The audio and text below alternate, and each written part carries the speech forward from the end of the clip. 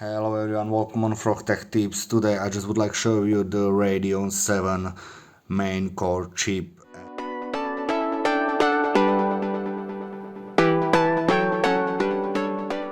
And what is interesting on it, it's the main chip is on the middle and got a 4 gigs 4 stick RAM just next to it, which will be make it quick reading possible, and that will be something interesting when we will see like new GPU from AMD that will be like more of this GPU chip on the one chip, and especially if it will be making like HBM2 memory or HBM3 or whatever is coming like on one chip, that card will be have a huge performance.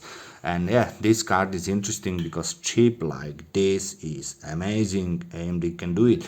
Yeah, hopefully you like it because I'm like it how it looks like, and it's so interesting. Only I don't like it is he don't use the proper thermal paste. He use just thermal pads which looks like piece of crap.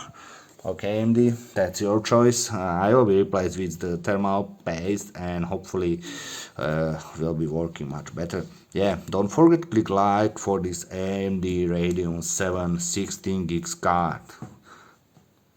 Have a nice day and stay tuned on my channel.